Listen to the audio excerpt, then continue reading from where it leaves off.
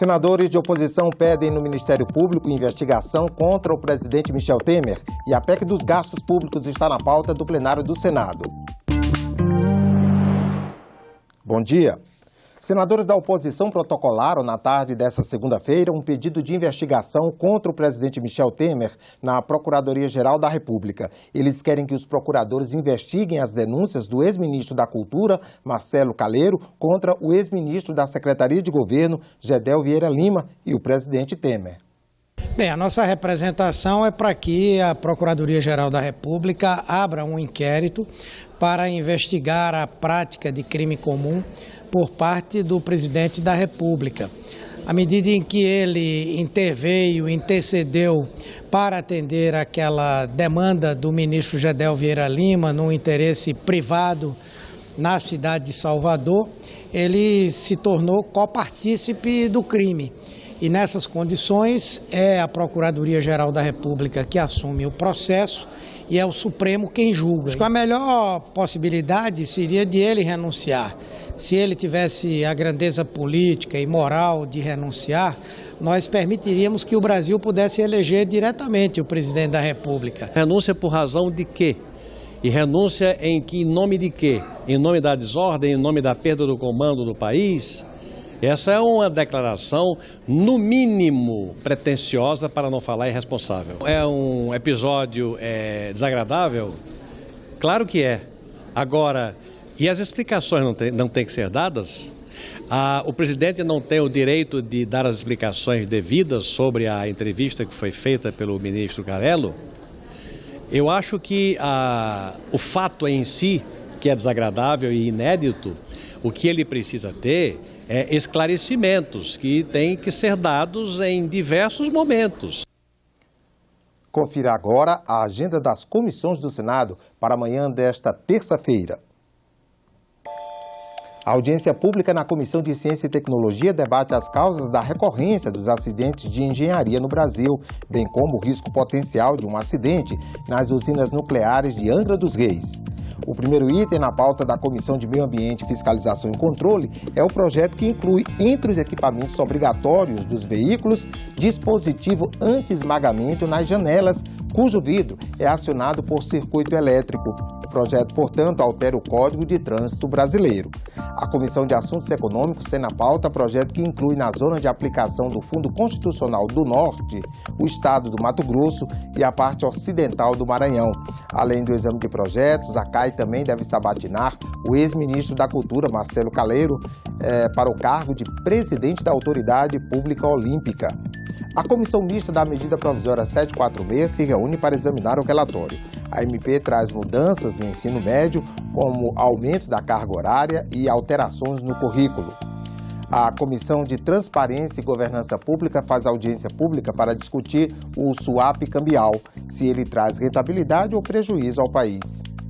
Na Comissão de Educação, um dos itens na pauta é o projeto que prevê a contratação de APAES e Pestalozes como prestadoras de serviços do poder público, com especialização em educação especial. APAE e Pestalozes são entidades sem fins lucrativos de reconhecida competência na área.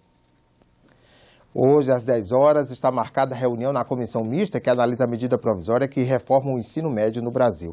A MP é uma tentativa de tornar a escola mais atrativa para reduzir o número de alunos que abandonam os estudos. A partir de hoje, o Senado apresenta uma série de reportagens sobre essa importante transformação na educação brasileira. A repórter Dinalva Ferreira ouviu professores, alunos, especialistas e senadores. Na primeira reportagem, o problema da evasão escolar no ensino médio. Saber, pensar, decidir, propor soluções. O caminho da educação infantil ao ensino médio é importante não só porque prepara o jovem para a vida acadêmica e para um mercado de trabalho cada vez mais competitivo, mas porque é um instrumento para compreender o mundo e participar da vida em sociedade. Mas muitos acabam desistindo, a maioria na etapa final do caminho. Rodrigo parou no segundo ano do ensino médio. Além da falta de estímulo, teve que começar a trabalhar para ajudar a família no momento de dificuldade. Eu saía para trabalhar 2 horas da tarde e chegava em casa meia-noite, 1 hora da manhã. Eu sentava lá na cadeira, abaixava a cabeça em cima dos materiais e dormia a aula todinha. Eu dormia, o professor não chegava lá e perguntava por que eu estava dormindo, nada. O jovem tem necessidade de trabalhar, ajudar na manutenção da família. Outro é a questão da gravidez precoce nas meninas. Mas certamente que se a escola for mais atraente, certamente eles vão achar ali uma motivação para ficar. Hoje, mais de 1.600.000 jovens brasileiros entre 15 e 17 anos, que deveriam estar nas salas de aula do ensino médio, estão fora da escola. Entre os que permanecem, quase 44% concluem após os 19 anos. Mas qual a razão desses números? O que acontece com o ensino médio no país? Um modelo curricular ultrapassado, com um número excessivo de disciplinas, torna a etapa desinteressante, aponta Júlio Gregório, do Conselho Nacional de Secretários de Educação. Ela não está interessante para o aluno na medida que você quer obrigá-lo a fazer o que ele não deseja, conhecimentos para os quais ele não tem aptidão. E importante, o professor está adoecendo. Não tem coisa pior, quem é professor sabe disso, do que você tentar dar uma aula para quem não quer receber a sua aula. Os especialistas em educação são unânimes em reconhecer que o ensino médio não está atrativo e que é preciso investir em ações que tornem essa etapa mais interessante.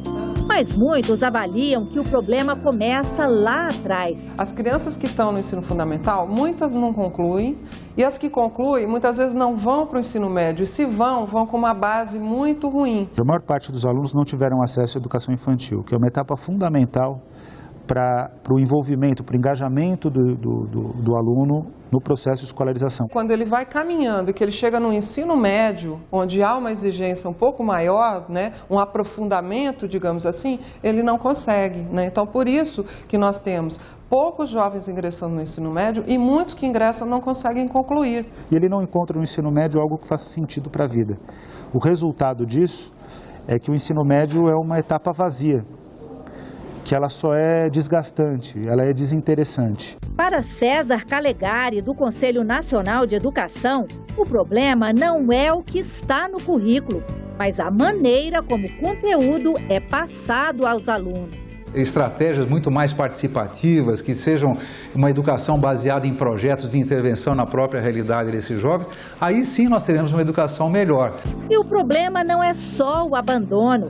Tem aluno que continua a estudar, mas está defasado nas séries escolares. Apenas metade dos jovens que deveriam estar cursando o ensino médio estão matriculados no ensino médio. Aos 17 anos, se esperaria que 100% dos estudantes concluíssem o percurso da educação básica. O resultado dessa situação é a queda nos indicadores de qualidade do ensino. Por 2 anos seguidos, o Brasil não conseguiu cumprir as metas estabelecidas. Os dados do IDEB, Índice de Desenvolvimento da Educação Básica, mostram que o ensino médio é o que está em pior situação quando comparado às séries iniciais e finais da educação fundamental.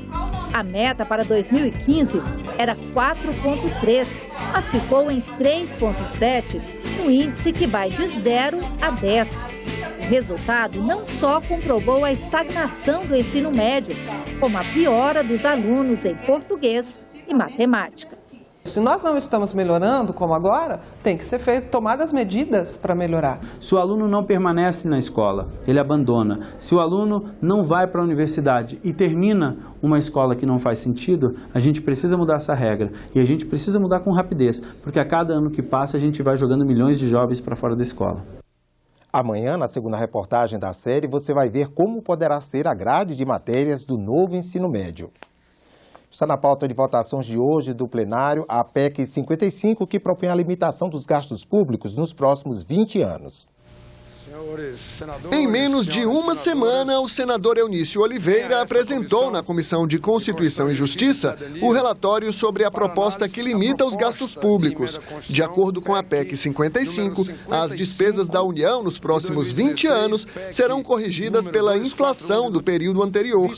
O texto divide a opinião dos parlamentares. É só limite em gastos primários, ou seja, saúde, educação, investimento em cultura, em segurança pública. É a destruição do Estado Social brasileiro. Foi por causa da irresponsabilidade fiscal que o governo foi afastado do poder. E não pode o governo atual cometer os mesmos erros. O texto prevê uma regra de transição para as áreas sociais. Em 2017, seria garantido o piso de 15% da receita corrente líquida para a saúde e de 18% dos impostos federais para a educação. Mas, a partir de 2018, esse piso também seria corrigido pela inflação do ano anterior.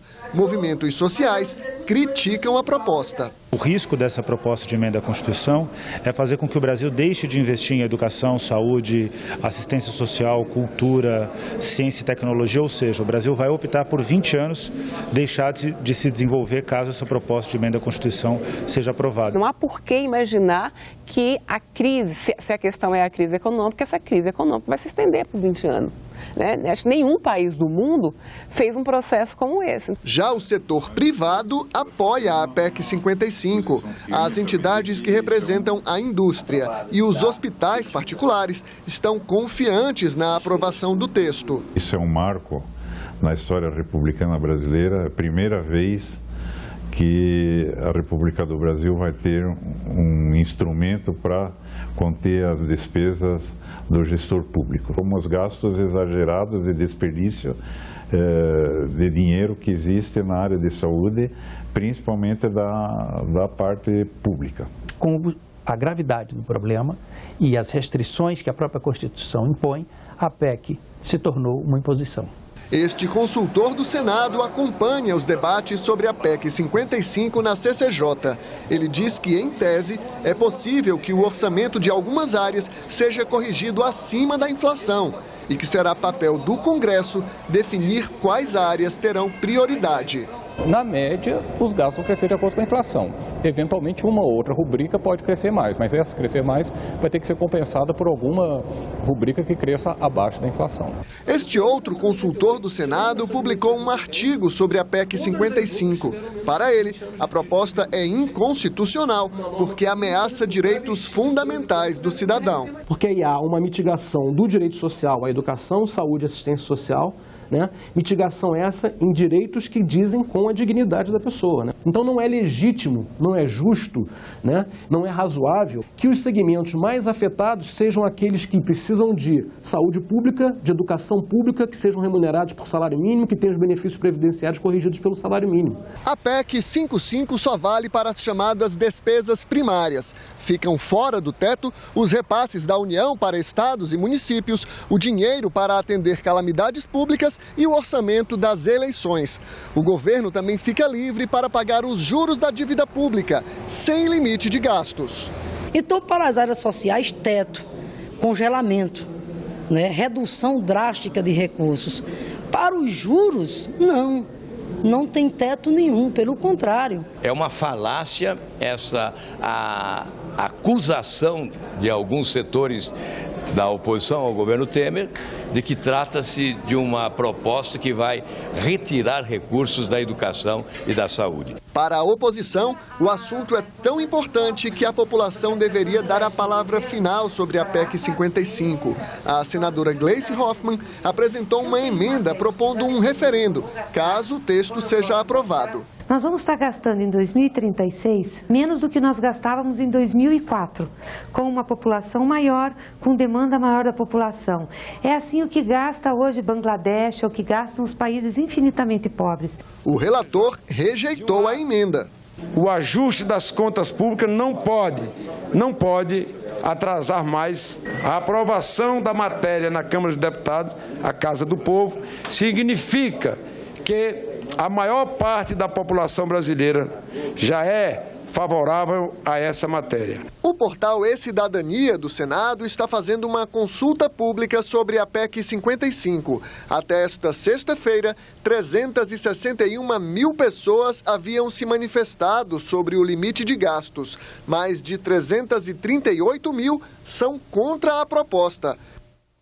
O plenário do Senado também pode votar hoje o projeto que estabelece medidas de estímulo ao reequilíbrio fiscal e o projeto sobre a securitização de dívidas públicas. Na nossa página na internet você acompanha outras notícias e também aqui ao longo da programação nos boletins do Senado Agora. Obrigado pela audiência e até a próxima.